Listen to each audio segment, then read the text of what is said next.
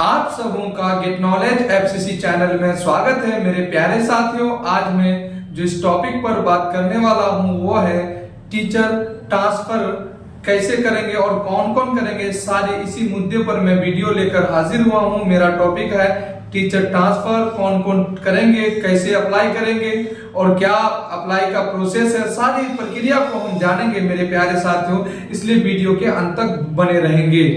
तो मेरे प्यारे साथियों, हमें समय को ना गंवाते हुए हम टॉपिक को शुरू करते हैं। तो मेरे प्यारे साथियों, जो मेरे साथी टीचर हैं, जो मेरे साथी शिक्षक हैं, तो उनके लिए बहुत ही गुड न्यूज है और वो अपना अब दूर है तो वो घर जा सकते हैं, जो मनचाहा जगह को अपना सकते हैं, मनचाहा जगह को वो पा सकते हैं। तो मेरे प्यारे साथियों, तो टीचर ट्रांसफर की अगर बात करूं तो कौन शिक्षक अप्लाई करेंगे, यानी वो कौन कौन शिक्षक हैं, कौन कौन टीचर हैं, कौन कौन शिक्षक हैं जो अप्लाई कर सकते हैं। साथ में ये भी बात बता दूं मेरे प्यारे साथियों, जो शिक्षक ट्रांसफर नहीं लेना चाहते हैं उसको अप्लाई करने की कोई आवश्यकता नहीं है, क्योंकि यह ऐच्छिक ट्रांसफर है। तो मेरे प्यारे साथियों, कौन कौन शिक्षक अप्लाई कर सकते हैं, तो इनके बारे में सबसे पहला पॉइंट है, पॉइंट नंबर 1 की अगर बात करूं तो पॉइंट नंबर 1 है नियमित शिक्षक, जो पहले से बीपीएससी से बाहर हैं या जो नियमित हैं वो शिक्षक ट्रांसफर के लिए फॉर्म भरेंगे। और दूसरा है बीपीएससी द्वारा बहाल जो टीआरई 1 और टीआरई 2 के माध्यम से हुआ है, वह शिक्षक का भी बल्ले बल्ले है, वो भी अप्लाई कर सकते हैं मेरे प्यारे साथियों। तीसरा टाइप का जो शिक्षक है वो है सक्षमता पास शिक्षक, यानी वो भी अप्लाई कर सकते हैं और मनचाहा जगह को वो पा सकते हैं, यानी वो अपने अगर घर से दूर रह रहे हो तो घर के तरफ यानी जिला जा सकते हैं मेरे प्यारे साथियों। तो आपने जान चुका कि जो नियमित शिक्षक हैं और जो बीपीएससी टीआरई 1 एंड टीआरई 2 से बहाली हुई है जिसकी, और वो सक्षमता पास शिक्षक अप्लाई कर सकते हैं। तो मेरे प्यारे साथियों, आपने टीचर कौन कौन टीचर अप्लाई करेंगे इन बातों को जाना। अब सवाल ये आ रहा है, क्वेश्चन ये उठ रहा है कि आधार क्या है, किस आधार पर हम ट्रांसफर यानी स्थानांतरण कर सकते हैं, यानी स्थानांतरण के लिए अप्लाई कर सकते हैं, वो किस आधार यानी क्या आधार है, उसका आधार क्या है, इनके बारे में जानेंगे। तो आधार क्या है, तो आधार है नंबर 1। अगर 1 नंबर की बात करूं तो पॉइंट नंबर 1 को अगर मैं देखूं तो आधार है वह असाध्य रोग। असाध्य रोग, जिनको असाध्य रोग में कौन आता है, तो हम यहाँ लिखे हुए हैं कैंसर, जिनको कैंसर की बीमारी है। तो कैंसर की बीमारी वह टीचर के किसको होने से वो ट्रांसफर अपना ले सकते हैं। तो पहला पॉइंट आता है, या उस टीचर को खुद को होगा, या उसके या पति को होगा, या पत्नी को होगा। यानी शिक्षक चाहे वो पत्नी है या पति है टीचर में, तो चाहे खुद को होगा कोई शख्स, या पति को होगा या पत्नी को होगा।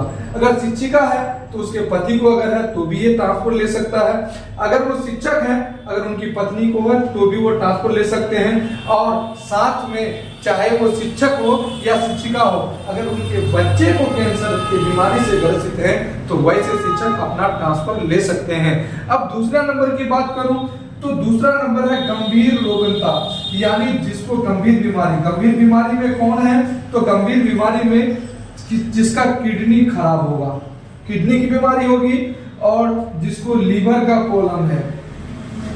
हमने शॉर्ट में लिखा है केयर, यानी किडनी और लीवर का जिसका प्रॉब्लम है, जिसका लीवर खराब है या किडनी खराब है, वैसे शिक्षक शिक्षिका अपना ट्रांसफर ले सकते हैं। तो या उस शिक्षक को खुद को ये बीमारी हो, या खुद को हो, या उसके पत्नी को हो, अगर शिक्षिका है, या खुद को हो या उसके पति को हो, साथ में उनके बच्चे को भी अगर क्या है ये बीमारी है, किडनी या लीवर अगर ऐसे टाइप का बीमारी है, तो वह शिक्षक भी अपना ट्रांसफर के लिए फॉर्म डाल सकते हैं और अपना ट्रांसफर ले सकते हैं। मेरे प्यारे साथियों, 2 पॉइंट को आपने जाना। और तीसरा आधार है दिव्यांगता। तीसरा आधार क्या है, दिव्यांगता।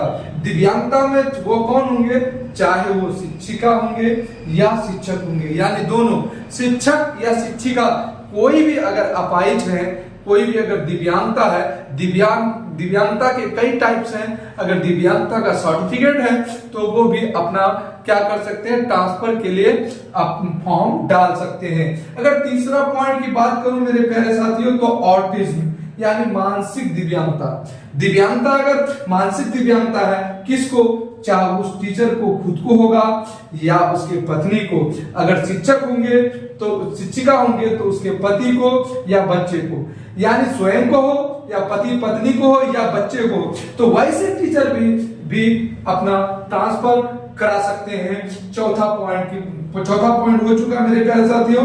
और पांचवा पॉइंट जो है विधवा एवं परिपक्वता।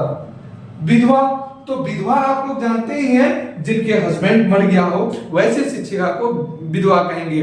अगर वो विधवा हो गई है तो इस आधार पर भी अपना ट्रांसफर करा सकती है। और परिपक्वता का मतलब क्या है, परिपक्वता यानी वह बूढ़ी हो गई है, यानी उसका उम्र ज्यादा हो गया है, तो अपने उम्र के आधार पर भी वह ट्रांसफर ले सकती है। तो उसमें सिर्फ क्या है, सिर्फ इसमें महिला ही होंगे, यानी महिला शिक्षिका, या वह शिक्षिका विधवा हो गई है या उसका एज यानी उम्र उसका ज्यादा हो गया है, तो वैसे शिक्षिका भी अपना ट्रांसफर करवा सकती है, ट्रांसफर के लिए फॉर्म को अप्लाई कर सकती है। अब अगर छठे पॉइंट की बात करूं तो पति पत्नी के पदस्थापन के आधार पर, अगर शिक्षक शिक्षिका दोनों हैं, टीचर हैं, तो वो दोनों उसके पदस्थापन के आधार पर उसकी क्या होगी, ट्रांसफर होगी। पति पत्नी के पदस्थापन के आधार पर शिक्षक शिक्षिका दोनों के लिए, मान गए कोई शिक्षक है और वो अपना ट्रांसफर करना चाहती है, तो वो शिक्षिका कहाँ पदस्थापन है तो वैसी जगह पर अपना ट्रांसफर ले सकते हैं। अगर शिक्षिका अगर ये है तो शिक्षक कहाँ बहाल है वहां पर अपना ट्रांसफर करा सकते हैं। तो यानी पति पत्नी के आधार पर भी अपना ट्रांसफर ले सकते हैं मेरे प्यारे साथियों। और सातवां पॉइंट है ऐच्छिक स्थान से वर्तमान पदस्थापना की दूरी, यानी आपका जहां गृह है, यानी जहां आपका घर है और जहां आपका पदस्थापन और घर की अगर दूरी ज्यादा है, अधिक है, तो वैसे शिक्षक भी अपना ट्रांसफर के लिए फॉर्म अप्लाई कर सकते हैं और अपना ट्रांसफर ले सकते हैं। तो सिर्फ शिक्षक ही नहीं, ये दोनों के लिए अप्लाई होगा। ऐच्छिक स्थान से वर्तमान पदस्थापन की दूरी दोनों के लिए होगा। अब बहुत सारे साथियों का ये सवाल होगा कि कितना दूरी पर हम अपना फॉर्म अप्लाई कर सकते हैं। तो मेरे प्यारे साथियों, चाहे आपका कितना भी दूरी हो, आप अपना फॉर्म को अप्लाई कीजिए। अगर स्थान जगह खाली होगी तो आपका क्या हो जाएगा मेरे प्यारे साथियों, तो आपका ट्रांसफर कर दिया जाएगा, यानी आपका स्थानांतरण कर दिया जाएगा। तो मेरे प्यारे साथियों 7 पॉइंट आपने जाना, इस आधार पर टीचरों का शिक्षकों का क्या होगा, ट्रांसफर होगा। 7 पॉइंट को आप अच्छी तरह से पढ़ लीजिए। और आपका एक लेटर जारी हुआ है, जब इस शिक्षा कोर्स को खोलेंगे तो वहां पर भी एक गाइडलाइन का आपका ये है लिंक है, और गाइडलाइन पर जैसे ही क्लिक करेंगे मेरे प्यारे साथियों, तो आपका एक पीडीएफ डाउनलोड होगा। उस पीडीएफ को भी आप पढ़ सकते हैं। इस पॉइंट को अगर आप जान गए तो पीडीएफ को पढ़ने की कोई जरूरत नहीं है, उनके गाइडलाइन को पढ़ने की कोई जरूरत नहीं है मेरे प्यारे साथियों। तो आपने जाना। और इसका अगर डेट की बात करूं, तिथि का बात करूं, तो तिथि कब से कब निर्धारित रखा गया है, तो जो शुरू हुआ है 1/12/2024 से, और ये कब तक रहने वाला है, तो ये जो अंतिम तिथि है फॉर्म अप्लाई का, तो वो है 15/12/2024। 15/12 यानी 15 दिन का समय दिया गया है। इस 15 दिन में आप अपना अप्लाई यानी आप अपना फॉर्म को डाल सकते हैं। तो मेरे प्यारे साथियों, अब बात आती है, हमने सारे चीज को जान चुके, अब बात यह आती है कि हम अप्लाई कैसे करें। तो मेरे प्यारे साथियों, अप्लाई करने के लिए आप जो शिक्षा विभाग में जिस मोबाइल नंबर को दिए हैं वो मोबाइल नंबर आपके पास होना चाहिए। और आपका जो टीचर आईडी है वो होना चाहिए, उसके बाद आपका जो पासवर्ड है वो होना चाहिए। वो सारी चीज को इकट्ठा करने के बाद रजिस्टर्ड मोबाइल नंबर इसलिए जरूरी है क्योंकि उसमें ओटीपी भेजा जाएगा। ओटीपी भेजा जाएगा, उसके बाद आपका टीचर आईडी से ही वो लिंक खुलेगा और आपको जब तक पासवर्ड नहीं डालेंगे तो आपका वो फॉर्म नहीं खुलेगा। इसलिए मेरे प्यारे साथियों, इतनी चीज को इकट्ठा करने के बाद आप क्या करेंगे, तो आप अप्लाई के लिए अब रेडी होंगे, अब आप अप्लाई कर सकते हैं। तो जो क्वेश्चन था, आप लोगों को क्वेश्चन मार्क था कि फॉर्म कैसे भरें, वो सारे गाइडलाइन को हम बताने वाले हैं और बड़ी गौर से इसको सुनेंगे।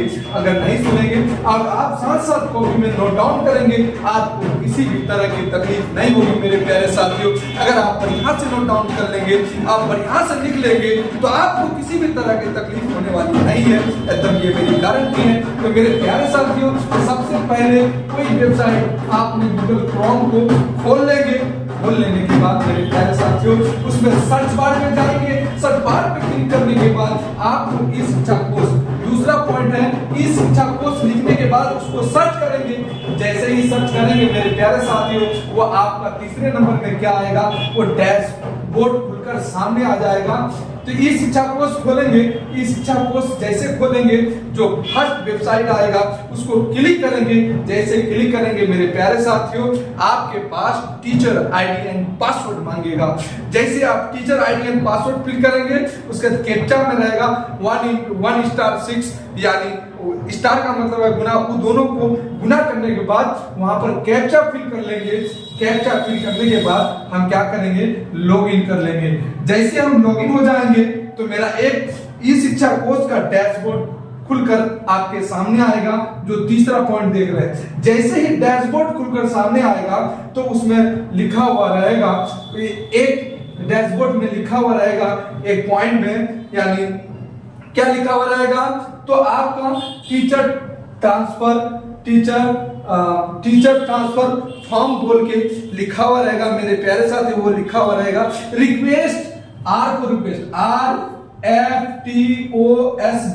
Request, request for transfer on special ground, यानी request for transfer on special ground, यानी डैशबोर्ड में ये पॉइंट खुलकर दिखेगा और उस पर आपको क्लिक कर देना है। जैसे ही क्लिक करेंगे तो आपके ऊपर एक पेज खुलकर सामने आएगा। बाएं कॉर्नर में आप देखेंगे तो यहाँ पर आपको 3 डैश मिलेगा। बाएं कॉर्नर पर आप देखेंगे, अगर आप मोबाइल से खोले हैं या लैपटॉप से खोले हैं तो बाएं कॉर्नर पर आप जब देखेंगे तो यहाँ पर आपको 3 डैश मिलेगा। आपको उस डैश पर क्लिक कर देना है। जैसे उस डैश पर क्लिक कर देंगे मेरे प्यारे साथियों, तो आपका पॉइंट खुलकर सामने आ जाएगा और वहां पर 5वां नंबर में आपको क्या करना है, उसके बाद एक पॉइंट खुलकर आएगा, टीचर एप्लीकेशन फॉर्म, यानी टीचर एप्लीकेशन फॉर्म जो आप जैसे दिख जाएगा, उसके गाइडलाइन का भी ऑप्शन दिया हुआ रहेगा। लेकिन आपको गाइडलाइन अगर देखना है तो आपको उसमें क्लिक करना है, गाइडलाइन नहीं देखना है तो टीचर एप्लीकेशन फॉर्म पर आपको क्लिक कर देना है। जैसे आप टीचर एप्लीकेशन फॉर्म पर क्लिक कर देंगे तो एक डैशबोर्ड में एक पर्दा खुलकर आएगा जो कुछ चीजों को आपको ढक कर रखेगा। उस चीज को हटाने के लिए फिर से आपको लेफ्ट कॉर्नर में वो जो 3 डैश दिखेगा, इस डैश पर क्लिक कर देना है और वो पर्दा आपका हट जाएगा। वो पर्दा हट जाने के बाद मोबाइल में आपका ओटीपी चला गया होगा और उस ओटीपी को 7वां नंबर में क्या करेंगे, उस मोबाइल से ओटीपी लेकर के उस ओटीपी फिल जगह पर ओटीपी को फिल कर देंगे। फिल करने के बाद आप वेरीफाई पर क्लिक करेंगे। जैसे आप वेरीफाई पर क्लिक कर देंगे मेरे प्यारे साथियों, आपका एप्लीकेशन फॉर्म खुलकर सामने आ जाएगा, 8वां पॉइंट आपका। और उस फॉर्म को आपका जो एंट्री होगा उसको बढ़िया से देख लेंगे, जांच लेंगे कि कोई चीज तो गलत नहीं है। यदि अगर कोई चीज गलत मिलता है तो मेरे प्यारे साथियों उस चीज को आप जा करके, यानी जिला शिक्षा पदाधिकारी से स्थापना में जाकर के उसको सुधार करा लेंगे। मेरे प्यारे साथियों, जब आप जांच लेंगे कि सारा चीज सही है तो सही, उसके बाद आपका आ जाएगा फिल वाला ऑप्शन, एप्लीकेशन फिल। कुछ चीज आपको एंट्री करना है, उसमें फिल करना है, भरना है फॉर्म को, तो फिल करेंगे अच्छी तरह से देखकर। तो मेरे प्यारे साथियों, नवा पॉइंट है फिल, सारा चीज भर देंगे। उसके बाद ग्रह जिला पूछेगा, ग्रह स्टेट पूछेगा, और ग्रह अनुमंडल पूछेगा, ग्रह आपका ब्लॉक पूछेगा, ग्रह पंचायत पूछने के बाद आपको क्या होगा, ऑप्शन खुलेगा। तो आपको सबसे पहले नंबर 1 ऑप्शन, सबसे पहले आपको जिला चूज करना है, पहले पंचायत या नगर निगम चुनना है। तो अगर आपको नगर निगम चाहिए तो नगर निगम मारेंगे, अगर आपको पंचायत चाहिए तो आप पंचायत मारेंगे। पंचायत जैसे मारेंगे उसके बाद आपको जिला चुनना है, जिला के बाद आपको अनुमंडल चुनना है, अनुमंडल के बाद आपको ब्लॉक चुनना है। ब्लॉक जैसे ही चुन लेंगे तो उसके बाद पंचायत खुलकर सामने आ जाएगा, और जो पंचायत चाहते हैं मेरे प्यारे साथियों, उस पंचायत पर क्लिक कर देंगे। इस तरह से आपको कितना, कम से कम 3 ऑप्शन को भरना है, यानी 3 पंचायत को भरना है। अधिकतम आप 10 पंचायत ले सकते हैं। इस तरह से कम 3 और अधिकतम 10। तो मेरे प्यारे साथियों, 3 जैसे ही आप भर लेंगे तो एक ऑप्शन ऐड मोर का नीचे दिखेगा, उस ऐड मोर पर क्लिक करेंगे तो चौथा ऑप्शन जोड़ सकते हैं। फिर ऐड मोर करेंगे तो 5वां, फिर ऐड मोर करेंगे तो 6ठा, फिर ऐड मोर करेंगे तो 7वां, फिर ऐड मोर करेंगे तो 8वां, फिर ऐड मोर करेंगे तो 9वां, फिर ऐड मोर करेंगे तो 10वां। इस तरह से आप 1 से 3 या 1 से 10 तक पंचायत चुन लेंगे। उसके बाद आप क्या करेंगे, एक आवेदन लिखेंगे जो मांगा गया है उसमें। उस आवेदन को किसके नाम पर लिखना है, तो जिला शिक्षा पदाधिकारी के नाम पर लिखना है। मेरे प्यारे साथियों, जिला शिक्षा पदाधिकारी के नाम पर जो आवेदन लिखे हैं वो आवेदन को स्कैन कर लेंगे। वो कितना, 300 KB, अधिकतम मैक्सिमम 300 KB का होना चाहिए, इससे अधिक नहीं। तो 300 KB उसको हम लोग सेव कर लेंगे। उसके बाद वहां से हम इसको क्या करेंगे, आवेदन को अपलोड कर देंगे। आवेदन अपलोड करने के बाद आपको लगता है कि नहीं अभी हम फाइनल सबमिट नहीं मारते, छोड़ देंगे, तब ऐसी स्थिति में आप लोग सेव ड्राफ्ट करेंगे। तो आपका जो चीज भरे हैं वो आपका सेव हो जाएगा। तो मेरे प्यारे साथियों, अगर आपको ना कुछ दिक्कत नहीं है, कोई परेशानी नहीं है, तो आप क्या करेंगे, फाइनल सबमिट पर क्लिक कर देंगे। वो आपका फाइनल सबमिट हो जाएगा और आपका एक प्रिंट सामने आ जाएगा, उसको आप सेव करके रख लेंगे। मेरे प्यारे साथियों, तो ये आपका ट्रांसफर की पूरी प्रक्रिया है इस वीडियो में। मेरे प्यारे साथियों, वीडियो को अच्छा लगा हो तो वीडियो को लाइक एंड शेयर और इस चैनल को सब्सक्राइब जरूर करें, ताकि इस तरह का इंफॉर्मेटिव वीडियो आपको मिलता रहे। Thank you.